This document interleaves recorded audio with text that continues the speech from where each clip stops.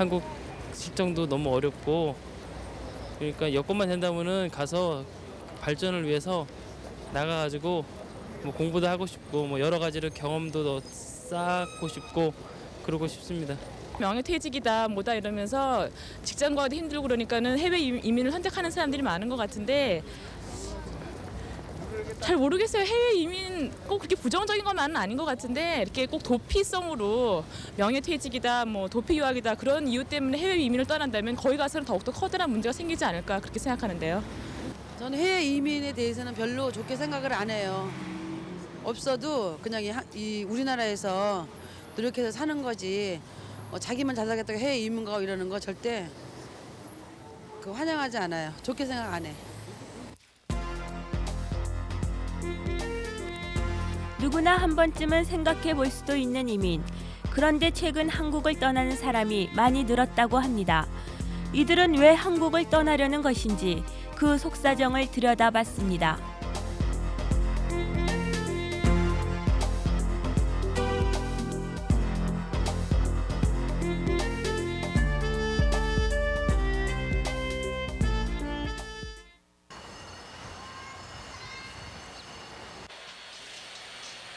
경기도 분당에 사는 김경숙 씨 가족은 지난달 캐나다 대사관에 이민을 위한 비자 신청을 냈습니다.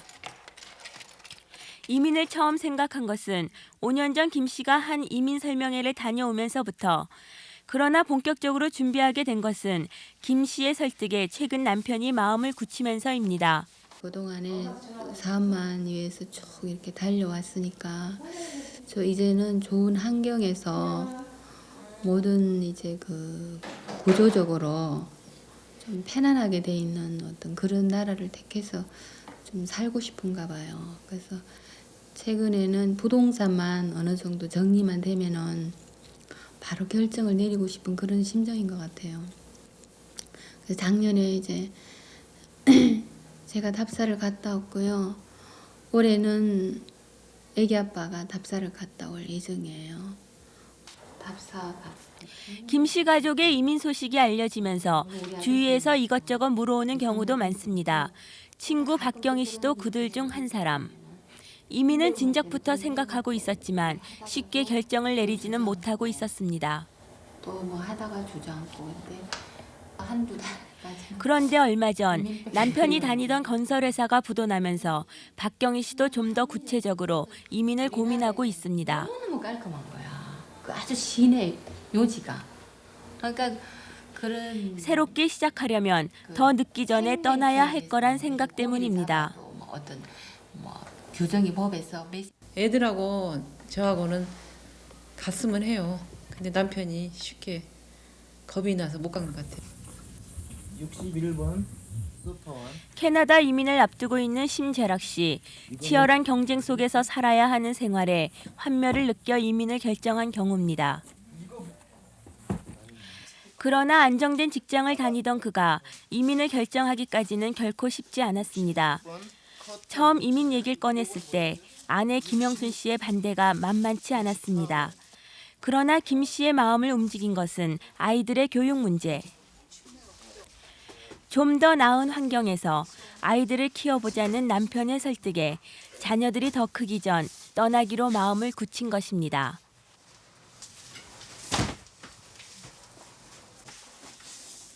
몇 개월 정도 준비했어요? 이민제가 2월에 신청을 했으니까 지금 정확하게 한 1년 됐네요. 이제 한국을 떠나시면 곧 오실 거예요 또? 완전히 떠나시는 건가요? 이제 지금으로서 그냥 아직 떠나는 거로 마음을 먹었죠. 그러면 기분이 조금 착잡하시겠네요? 마음의 준비를 그동안 많이 했기 때문에 네. 뭐 별로 괜찮아요. 네, 자신 있으세요? 자신은 글쎄요. 지금 다 빼는 다음에. 막상 출국을 앞두고 보니 많은 생각이 교차한다는 심재락 씨 부부. 절반의 기대와 절반의 불안감을 안고 새로운 세계로의 첫걸음을 내딛고 있는 것입니다. 최근 이민을 결정하는 사람들 중엔 심 씨처럼 미래가 보장되지 않는 한국 사회보다는 여유로운 삶을 즐길 수 있는 곳을 찾아 떠나는 사람들이 많습니다.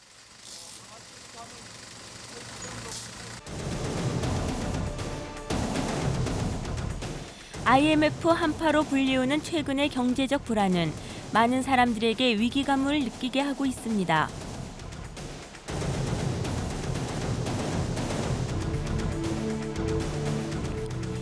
언제 밀려날지도 모르는 위기 상황, 고용 감소, 정리해고 등의 소용돌이 속에서 많은 사람들이 흔들리고 있습니다.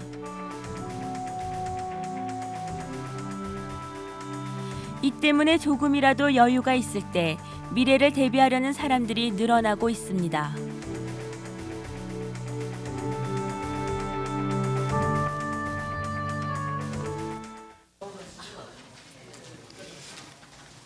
지난 1월 18일에 있었던 캐나다 이민 설명회장입니다.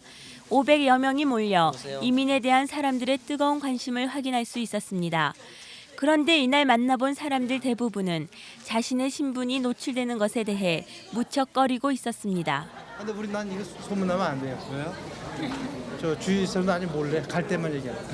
왜냐면 직장에서 알면 안 되기 때문에 직원들이 알면은 사업하는데 괜히 지장이 많아요. 우린 나가면 큰일 나요. 왜요? 얼굴 나가면. 왜요? 지금 비밀리에 아무것도 안 쓰고 있는 건데. 지금 직장 다니고 계세요? 그럼요. 직급이요? 과장입니다. 어디? 말 못하지. 유명한 데요.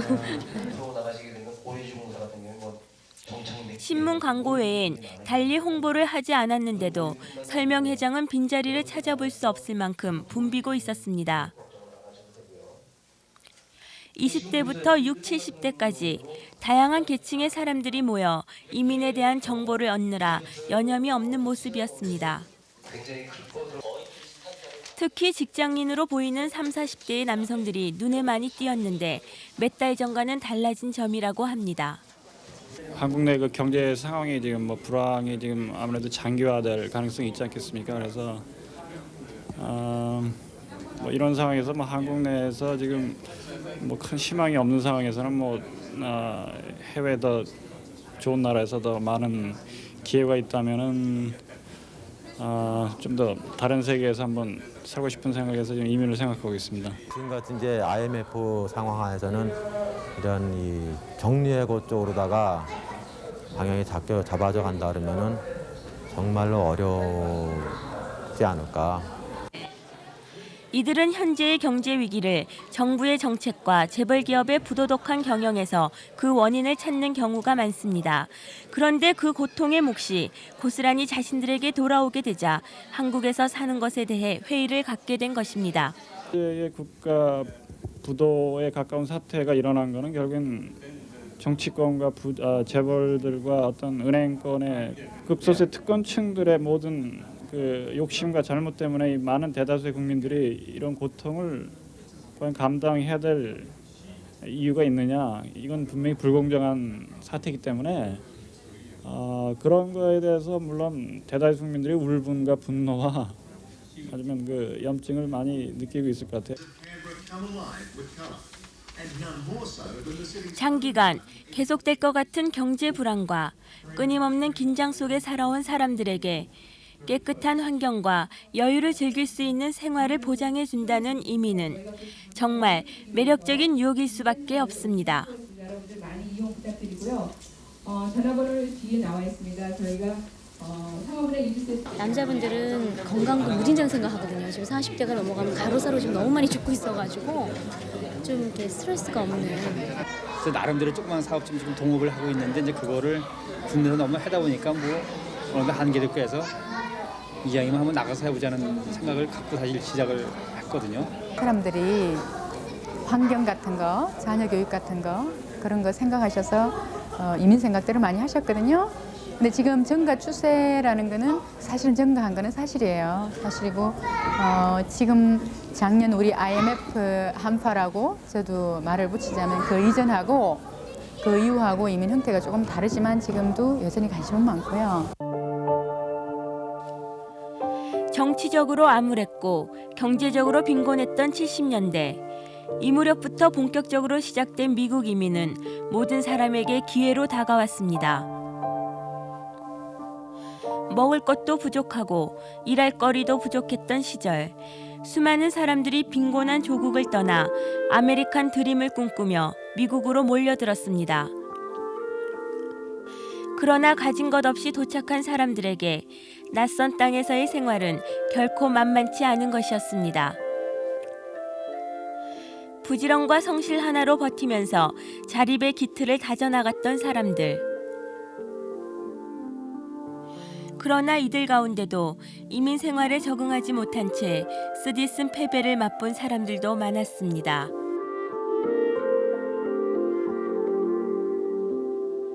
대한민국 최초의 해외 이주법을 제정할 때는 국민을 해외 진출을 많이 시키려고 그런 것을 만들었죠. 그런데 그 후 이민정책 시행 과정에서 보면 그 사람들에 대한 사전 교육 이런 건 전무였습니다.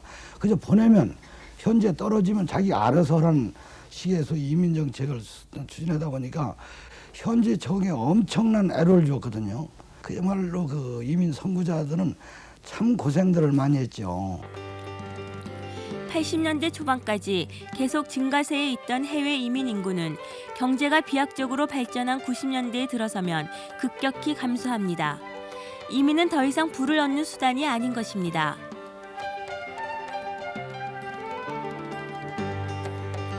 이것은 이민 국가의 변화에서도 잘 나타납니다.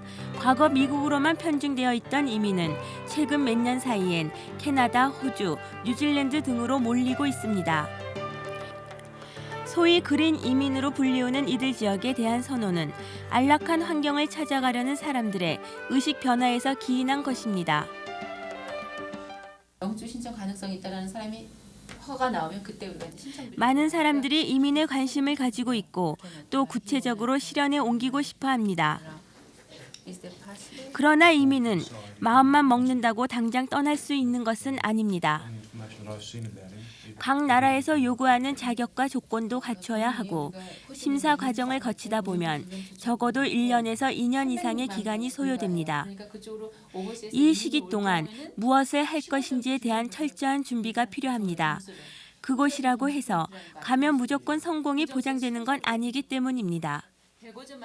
이민은 일생에 있어서 어떤 큰 전환점이 되기 때문에 아주 치밀한 계획과 특히 이민을 들어가고자 하는 그 국가에 대해서 하나에서 10까지 전부 다 체크를 해서 준비를 최소한 1년에서 2년 정도를 차근차근히 해야 된다고 생각을 하고 치밀한 계획 없이 옆집에서 이민 가니까 나도 가야 된다는 어떤 막연한 그리고 지금 이민 들어가는 호주나 그 카나다의 내면은 생각 않고 그 외면에 나타난 그 좋은 모습만을 보고 계획 없이 들어가시는 분들이 간혹 가면은 실패를 하시고 돌아오시는 경우가 많습니다. 90년대 초반까지 한국의 경제 성장은 상향 곡선을 그리고 있었습니다. 환율이 낮아지고 사는 것이 풍요로워지면서 해외 교포들 중 일부는 역이민을 해 들어오기도 했습니다. 더 이상 돈벌이를 위해 해외 이민을 결심할 필요가 없어진 것입니다. 게다가 87년 해외여행 자유화로 외국은 이제 언제든지 갈 수 있는 가까운 이웃 동네가 되었습니다. 사람들의 이민에 대한 인식 또한 더 나은 환경과 쾌적한 생활 여건을 찾아 떠나는 즉 그린 이민으로 바뀌게 된 것입니다. 그러나 갑자기 불어닥친 경제 위기는 이 모든 상황을 일시에 바꿔놨습니다. 갑자기 2배 가까이 뛰어오른 환율과 실업 위기, 꽁꽁 얼어붙은 경제 상황 속에서 일자리를 찾기란 하늘의 별 따기 마냥 어려워졌습니다.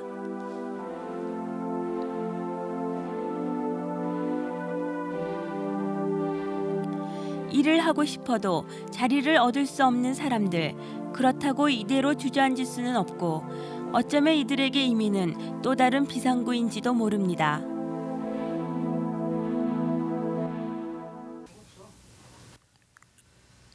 서울에 사는 이동률 씨 부부.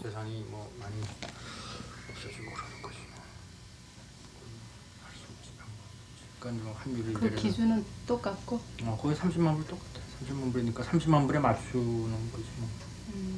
네, 아이들. 캐나다 이민 수속을 밟고 있는 이들은 요즘 고민이 이만저만한 게 아닙니다. 발견을 못했는데 거기가 처음 이민을 결심했을 때보다 2배 가까이 오른 환율 때문에 상황이 훨씬 더 나빠진 것입니다. 할것 같아.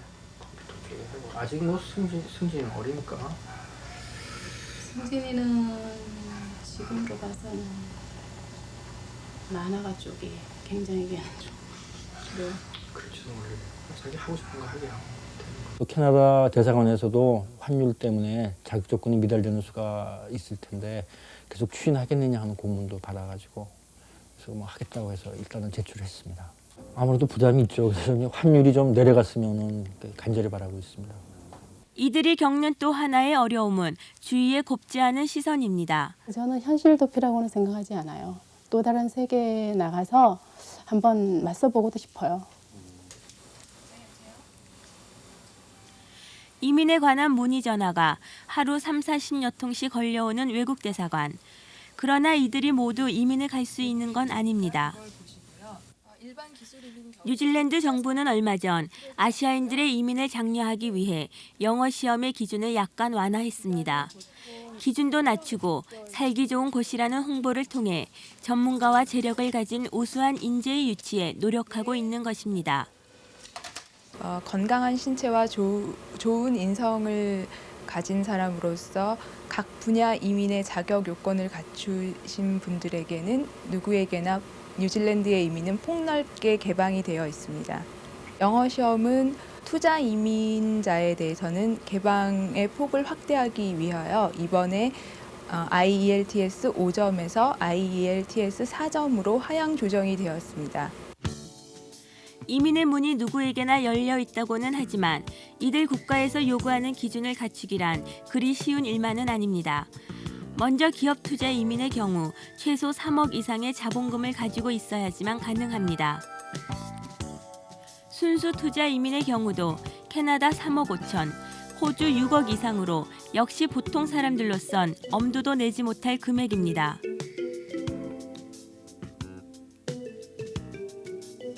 전문직에 해당되는 독립이민은 자본금은 적어도 되지만 영어 시험 기준이 까다로워 역시 만만치가 않습니다. 결국 수민 국가에서 원하는 사람은 돈 있고 능력 있는 사람들. 우리 입장에서 보면 고급 인력들이 돈을 싸들고 빠져나간다고 볼 수 있습니다. 그러나 이런 우려에도 불구하고 이민은 계속 추진돼야 한다는 견해가 지배적입니다. 이것은 세계 각국에 퍼져 있는 동포들이 우리나라의 경제 발전이나 국제적 위상을 높이는 데 크게 기여할 수 있기 때문입니다. 국민 의식이 이민은 애국사업이다. 교포는 민족의 자산이다. 우리 한국에서 가장 큰 재산은 550만 교포 이외에는 그 이상도 없다.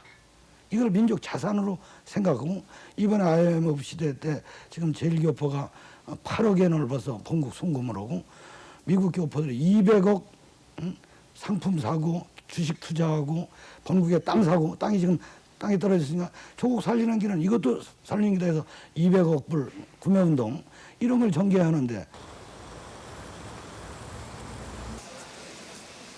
설을 앞둔 1월 25일 이곳에는 호주 이민을 앞두고 현지 답사를 가려는 여행객들이 출국을 기다리고 있었습니다. 좁은 국토에 모여 사는 것보다는 넓은 땅에서 새로운 가능성을 찾아보고 싶다는 것. 그것이 이곳에서 만난 사람들의 한결같은 얘기였습니다. 지금 어디 가신 거예요? 예, 지금 호주 이번에 이민을 가는데 호주 현지 답사 가는 거예요. 며칠간? 이번에 4박 5일 과정이에요. 만약 들렸다가 마음에 들면 거기 사실 겁니까? 그렇죠. 가서 또 애들 교육 문제도 한번 보고 또 뭐 가서 뭘 해야 되는지 가서 한번 보고 마음에 들면 거기 살아야죠. 처음부터 저희는 빈손으로 시작했던 사람들이에요. 아예 밑바닥부터 신혼 때부터. 그렇기 때문에 거기 가서도 그러니까 지금까지 부와 지위는 다 버리고 가서 다시 밑바닥부터 생활하면 된다. 그렇기 때문에 지금 시기가 가장 다시 한번 도전해보기에 적절한 시기. 30대, 40대일 때 저 한번 도전해보자. 지금도 이민을 준비하는 사람들은 많이 있습니다. 그리고 이들의 이민 자체를 무조건 삐뚤어진 시각으로 볼 필요는 없습니다.